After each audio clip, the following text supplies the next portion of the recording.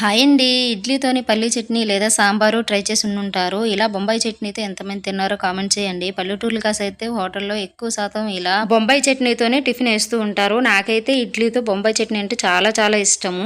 Mostly idli అంటేనే ఇష్టము. వేరే టిఫిన్ ఏది పెట్టినా నాకు అస్సలు తినబుద్ధి కాదు.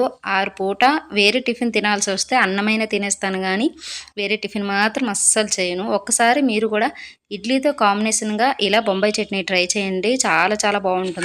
అయితే బొంబాయి చట్నీ పూరి కూరగా చేసుకునేలాగా చిక్కగా ఆనియన్స్ ఎక్కువ వేసి కాకుండా ఇలా ఇడ్లీలోకి అయితే పల్సగా ఆనియన్ ఒక్కటే వేసి 2 స్పూన్ల శనగపిండికి 1/2 లీటర్ నీళ్లు పోసి జారుగా చేసుకోవాలి. ఎక్కువ శాతం పల్లెటూర్లు కాసి టిఫిన్లో చట్నీ అయిపోతే ఇలా చేసిస్తారండి. నాకైతే చాలా చాలా నచ్చుతుంది. అదేంటో గానీ అలా అడావడిగా చేసినా బాగానే ఉంటుంది. మనం తీరిగ్గా చేసినా అంత బాగా కుదరదు. ఈ పూరి కూరకి బొంబాయి చట్నీ అని పేరు ఎలా వచ్చిందో మీకు తెలుసుంటే కామెంట్ చేయండి. వీడియోకి లైక్ కొట్టి ఛానల్ సబ్స్క్రైబ్ చేసుకోండి. బాయ్.